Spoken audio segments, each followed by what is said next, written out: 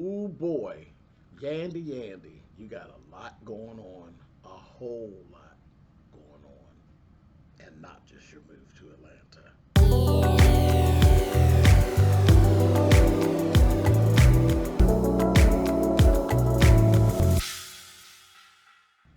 Hey guys, thanks so much for clicking on the video. This is my review for season 10, episode 3 of Love and Hip Hop Atlanta.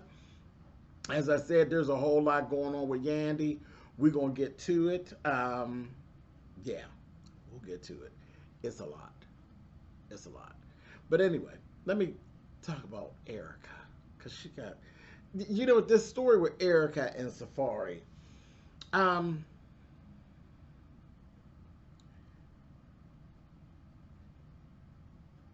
Kind of interesting, then kind of not. And the reason I say kind of not is because it does not come across authentic. It's like we're making up a storyline kind of situation. I don't like this. I don't like the made up storyline for Safaree. I like Safaree just being Safaree. Safaree is reality TV gold. Safaree is better single. He's better for the show being single. He really is. He's more entertaining. This whole thing, this is too heavy for who he is. This whole, it's not putting him in a good light. It's not, it's kind of inauthentic if you ask me. And it just don't look good. Then Erica's just Erica. Erica herself is reality TV gold when she's being slutty Erica, lesbian Erica, wild dog Erica. All of this, I don't know, like, were we supposed, are you trying to promote a more grown up Erica and Safaree? That ain't what this show's about.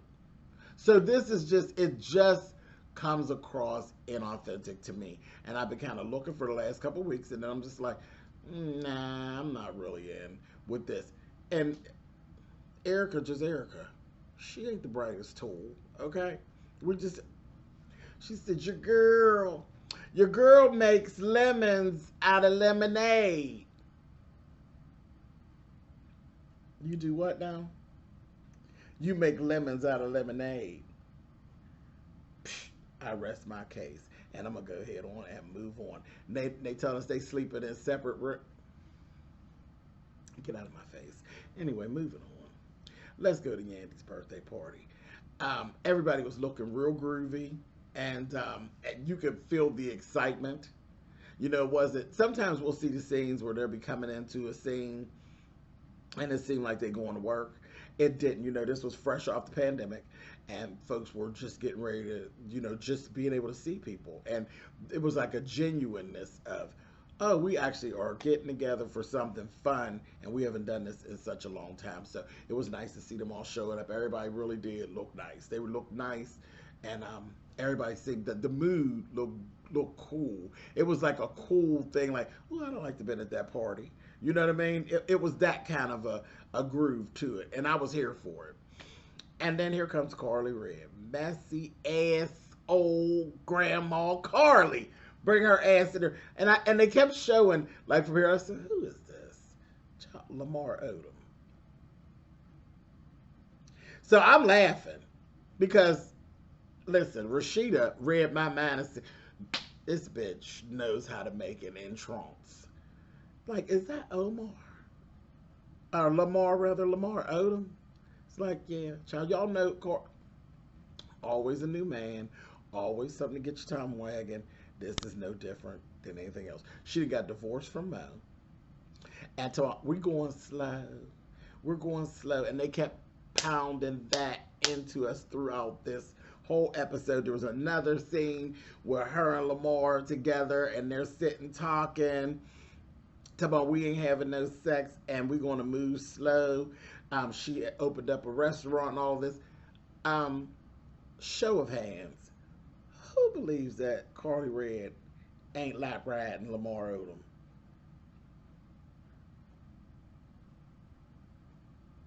Carly, if I'm wrong, reach out to me and I'll tell you I'm sorry.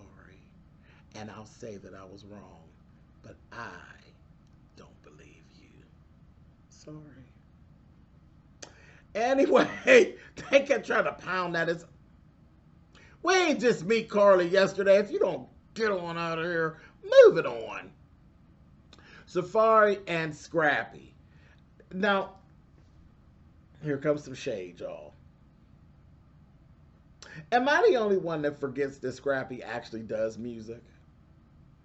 Like, am I the only one that literally kind of disregards and not just forget? I forget, like, from time to time. I just forget that Scrappy is Little Scrappy. Like, he's Little Scrappy, the musician. But he ain't been Little Scrappy, the musician, and God knows when. He just Scrappy. Scrappy from Love and Hip Hop. He's a reality TV star now. This is what he does. I forget all about his stage persona. So it was so weird to see one stats like, what are you doing up there? And I forgot. That's why he's here. That's what he does. I'm sorry, Scrappy. My apologies. But baby, I forget. I literally forgot and disregarded that is why you are on the show. You are a hip hop artist. My bad. But that's not the light they ever show you in. You are a reality star. They've made you into an actor on the realities. Yep.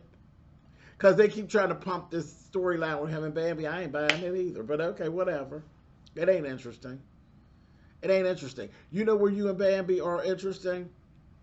When y'all the mother-in-laws get to fighting and arguing and there be commotion at the house and you pump her up with a baby. That's when y'all are interesting.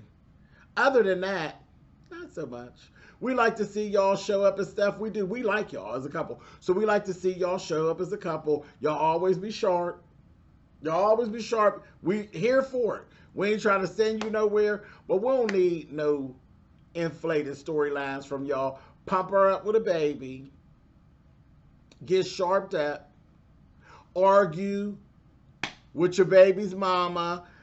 Argue with your mama. Argue with her mama. Had them to argue. Do what you've been doing. Stop inflating these storylines. It is what it is. Mona! It is what it is. Now, we missed y'all, but we missed what we used to. We just accept it from y'all. It just is what it is. These inflated storylines is some bullshit. Period. But anyway, he's going on with the inflated storyline. Him and Safaree. Safaree saying being out in the street. See, this is how you know some bullshit. Being out in the street and doing shows again is actually helping him and Erica to forge their relationship back together. Being out in the street is literally tearing Scrappy and Bambi apart because you're not a recording artist anymore. In her eyes, you are a stay-at-home daddy. So, whatever. None of it makes sense. Anyway, let's get into Safaree's photo.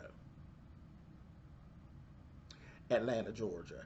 Why you even own it and it's not in storage? The fact that you even pull it out of store, it don't get that cold in Atlanta for that fur, but that fur is sickening. I was like, bad. Bad. You know they always be reading him about his furs, but that fur, it was so cold. It was so cold. I was like, give it air. So sharp. So sharp. Anyway, and now you're talking about a vasectomy. Child, it's too late, honey. It's too late. They're not going to deal with your curve, honey. Leave it alone. You done already pumped her up with another baby. It's too late. You're too late. Moving on. And who's buying that he ain't noticed that she pregnant? Did you see her? Doing the photo shoot, she big as a tick. And they really are trying to pump us with this, oh, you can't even tell she's pregnant. I said, who can't tell she's pregnant? We're going to talk about that in a minute. Okay, this Guap fella. Guap and young baby Tate. What is this? Young people shit. So Guap, he like him, is what he's a hip hop star in the making himself, and we all met young baby Tate. What I picked up from their relationship right away she likes him more than he likes her. Um, and she knows it. You know, it's the thing that the young girls do where they try to convince themselves that what they know is going on isn't really going on. You literally did confessionals, baby girl, telling us that guys leech onto you and they clout chase off of you. And then you bring him on, you just told us what he's doing. And then we watched him, and that's exactly what he's doing. You like him more than he likes you. He ain't that into you, sis. He not. He's half engaged. He's really into the fact that you're chasing him. You know, I just didn't get a good feel for the relationship. It seemed very one-sided, and I was very irritated with it from the door. He irritated me. And it wasn't anything specific that he was doing. His presence was irritating me because I could see the clout chase that was present. I could see her basically throwing herself at it. I could just see it. And I just was like, okay, if you must. I was hating it. Truly hating it.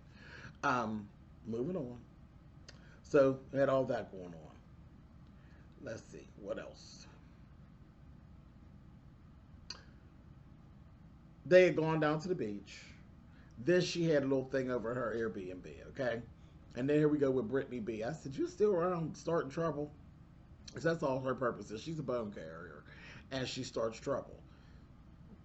She was there to pop off the trouble. So it's like, we needed you for this. But she seems a little old to be hanging with them. She seemed a little old to be hanging with that crew, but whatever. I was like, that was weird. It was like a weird placement. Like she seemed like the older sister or something. I was just like, why is she here, Ike? But anyway, y'all tell me if that's how y'all felt. That's how I felt. She felt like she was a chaperone. But anyway, young baby Tate ended up going off because it became very evident that Guap was literally like clowning her at the party. Like he was purposely saying things to hurt her feelings, taking little subtle shots and shade. And that last little thing when he basically said that he's not going to Jamaica and he's not, but they're playing Truth or Dare or whatever it was. No, it was the game of tell 3 things and one of them got to be a lie. And he said, I'm going to Jamaica. And then he come back and says, the lie is that I'm not going to Jamaica. So why was that necessary to do that in front of her friends? To clown her? To let her know in front of her friends that your dude ain't coming to Jamaica with all of us to celebrate your birthday. Shady. And like she was saying, if you belong to me, you belong to me. But I feel like you're trying to clown me. No, he wasn't trying to clown you. He was clowning. He was showing off for the crowd. You know. And playing like, well, he wasn't really playing. He ain't that into you. He was really just making it evident and really living in the realm of, look at her. She likes me more than I like her. Isn't that cute? That's where he was living, and she was getting angry. So, it's on you. What you going to do from here? We're going to watch and see what you're going to do. And if you continue on with this, I can tell you, if nobody else may not do it, but in my reviews, I'm going to drag you every week. Every week that you are with Guap and he's dragging you along by your leash, I'm going to drag you on my reviews because you told us from the door that you knew you were being cloud chased off of. You told us from the door that you could see that he's making a fool out of you. So if you go on playing this game with Guap any weeks past this week, that's what my reviews will show. I'm going to let you have it. And I like you. But I'm going to let you have it because you already know what's going on there. If you let him make a fool out of you while you know he's making a fool out of you, then I'm going to make a fool out of you too. Anyway, moving on. Disrespecting her and hurting her feelings and stuff in front of her friends. You're the celebrity. He's a celebrity as well in his own right, but girl, you ain't got to take that. Truly. I already told you. If you let him clown you, I'm going to clown you too. So that's all. Anyway, moving on. So let's go back over here to Safaree's house. Erica that surprised Safaree with this whole thing because he hasn't been to Jamaica. So she kind of brought Jamaica over to the house. She had Spice there. I was so good to see Spice. I got all excited when I seen Spice show up for the party for Yandy. I was like, hey, there goes Spice. She came, and y'all know I likes me some Spice, child. But had this whole little Jamaican style meal and all of this, and had the dancers, and I was like, oh, girl. Well, listen, be confident with your thing. But she brought Spice, and the girls were shaking their ass in there for Safaree, and they performed and all of this, and then they had their little thing, and then she shows him the sonogram, and then he basically showed her girl his disdain, and he walked off. I was like,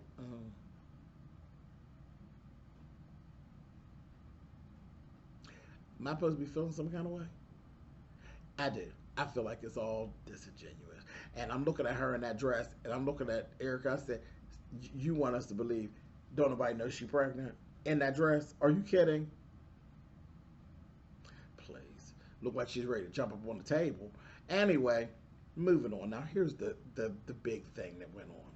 Yandy and her daughter, Infinity.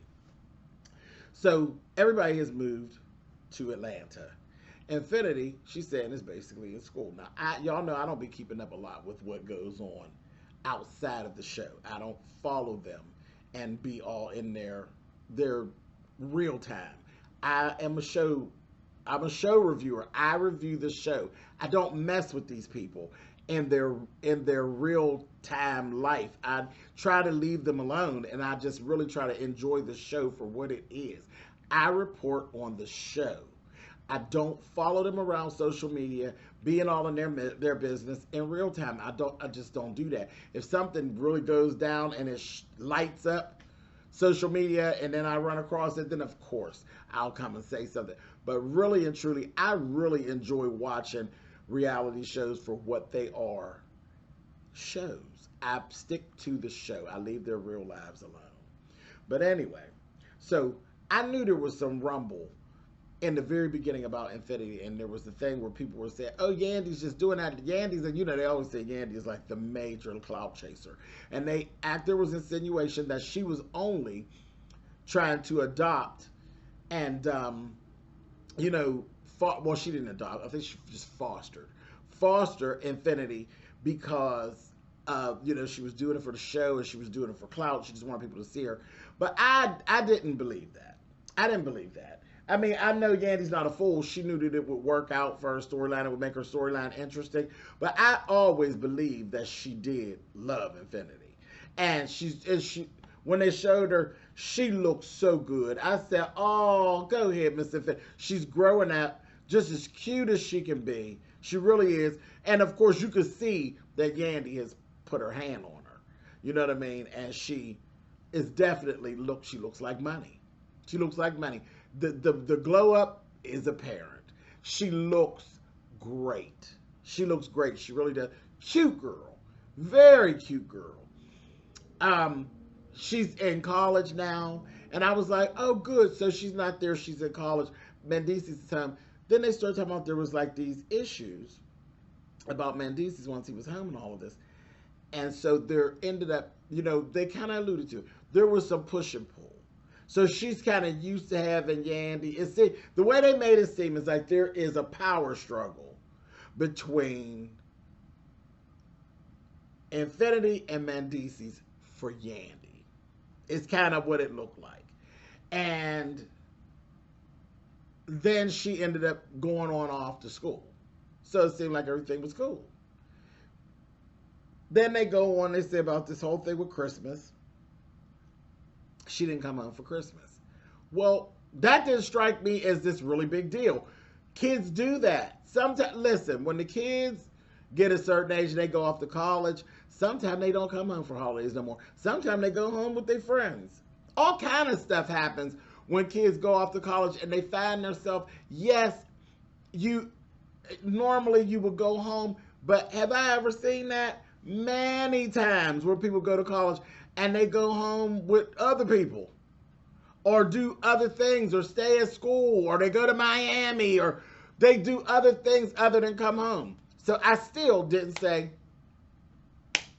That's so strange. No, this is not strange to me. She didn't come home. Okay. Um, and remember, when she came to Yandy, she was damn near grown anyway. She was like, what was she, 14 or 15 years old? So she's kind of like she was raising herself all that time. So she definitely has to get up and go about her. So that didn't strike me strange yet. And I said, okay. So then there was this issue about this Christmas picture where Mendices took the picture and they had a big picture done and everybody was in the picture except for Infinity. And then undoubtedly Infinity took to social media and she was feeling some type of way. And she basically spewed some things on social media and it ended up throwing Mendices and Yandy into the court of public opinion, which is us. Let me tell you something about the court of public opinion. The court of public opinion is a hot mess, especially when it goes to your children, raising your children, and decisions you make as a parent. The court of public opinion is brutal. You will always lose at some place because when it comes to parenting, period. Some in the public, somebody's going to agree with you, somebody's not going to agree with you. There's pieces of the story that ain't never really going to be told because only you know what really went on inside your house. And this, that, thing, and the other, and all of that. So the court of public opinion when it comes to parenting is brutal. And I don't pay much of it any attention because I'll just be like, been there, done that. I know how that goes. You don't have to agree with me. You parent how you parent. I parent how I parent. Whatever my decisions are really ain't none of your business. Really ain't none of your business. As long as, I'm not hurting my children or anything like that, it's none of your business. And it still ain't none of the public's business. If something like that's going on, the state and the city is going to take care of it. You understand what I'm saying? So, but you're going to lose. And in this instance, Yandy was losing. She was being beat up in public opinion. And, people went back to, you only did it because of this and this, that, thing, and the other. And, she was getting a bunch of hate mail and all of this. So now there's this struggle. And then when she said that she was flying into Atlanta, and then I said, something's more going on with this. When Mendices was like, what do you mean, wait, she's coming here? He's like, yeah. He's like, well, no, she can't come to the house. I was like, what? The hell do you mean she can't come to the house? So I'm like, so what really was said on social media? And as they kept going, I said, okay, well, even with that, she's still your daughter. I don't give a damn what she said. I don't care what she said. I didn't get the she can't come to the house part. I just couldn't get with that. I couldn't get with it. They got into this whole thing. Once she got there, she was saying, yes, I did have a rant on social media. Maybe I shouldn't have done that. But did I have to be sent back to my grandmother? And Yandy said, yes, it did warrant you being sent back to your grandmother. And I'm saying, okay. See, again, I'm not getting ready to weigh in on that. I said, okay. And then when Yandy started talking and she continued on, see, that's why I said, when you only know a part of the story, you start to, well, I wouldn't do this and I wouldn't do that. Ain't your story. Yandy continued on, and I kept saying there got to be more to it. She started talking about Infinity dating some other person, and the person was older. They were grown, where she was, 17? And they were grown, and the person was leading her by the hand, and the person was starting to launch attacks on Yandy. I said, here we go. I knew there had to be more to it, but again, public opinion, people didn't have part of the story, and they running. So now the story's getting out. And then here's my question. Somebody can answer me. I don't know. Is the other person, because they kept saying this person, is it a man or is it a woman? Because it sounds like a woman. The actions and the way it sounded like a woman. Like she was dealing with a woman, but I don't know. They never said it, but that was just what I was getting. So y'all tell me in the comments, because I know a lot of y'all be following, and be all up into there following them. And somebody will tell me, was it a man or was it a woman? But let's just go. We just gonna go with the fact that they're an older person. The older person seemed like they had Infinity's nose open, and they were kind of orchestrating these things. And then it even went to that thing of Infinity. Once Yandy told her, you know what? Yes, you are getting of age, but no, you cannot. You're not going to be dating this person. They're too old. They're too old. She started sneaking around with the person. That doesn't matter that she's fostering her. That is even an issue when it's your biological children.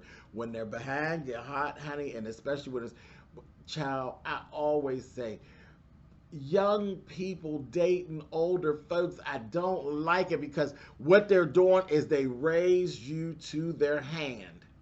They raise them to their hand. How many times have we seen it?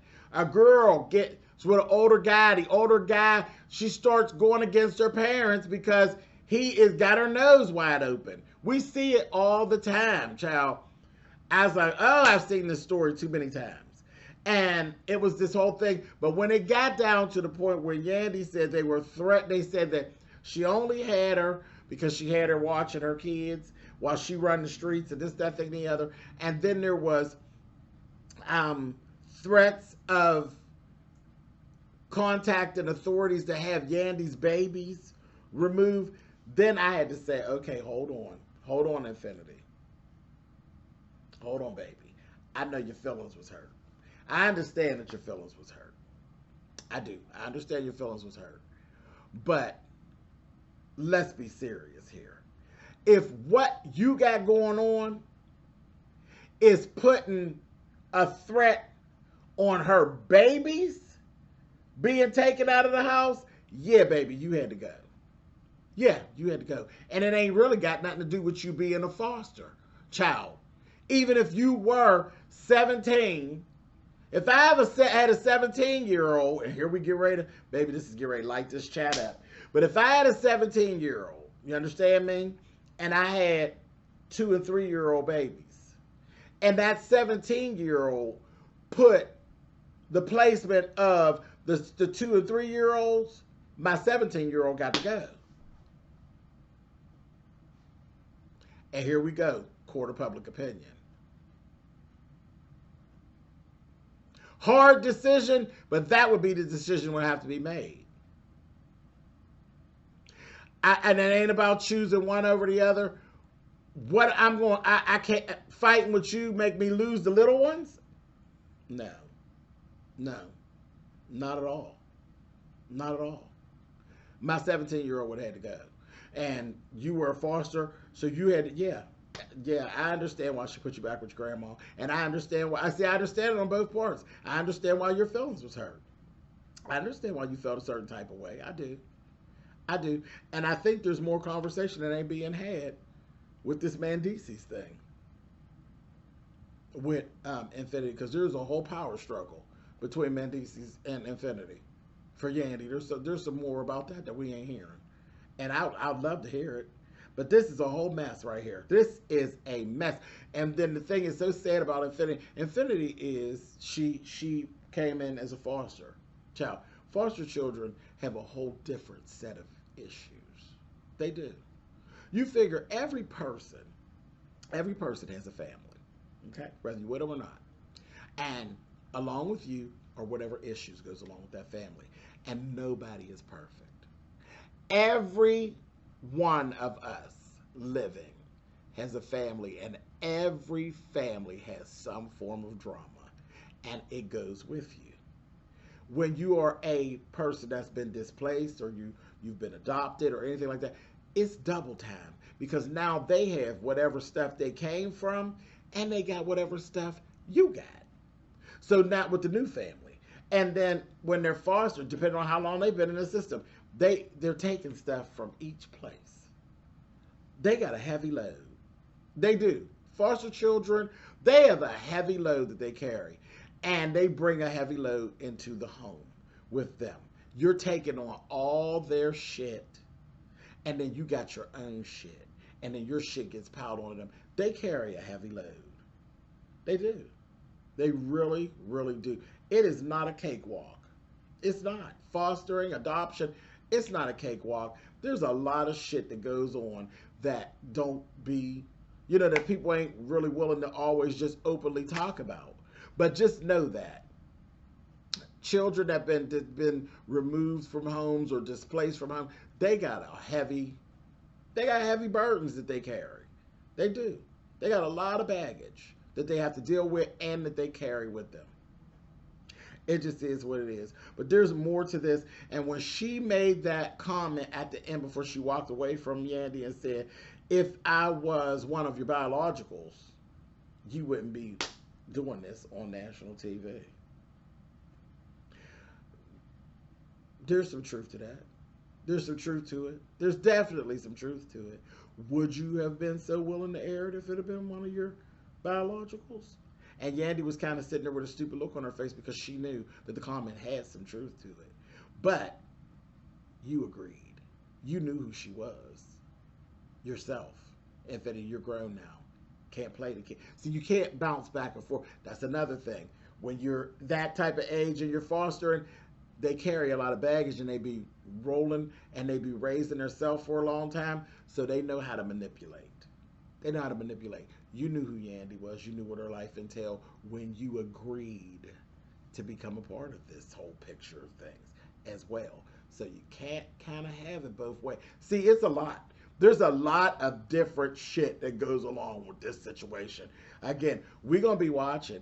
I didn't think that Yandy's information, that Yandy's being in Atlanta would even be interesting. Who would knew that Yandy is why I'll be looking in to see what is really going on, because their situation is a lot.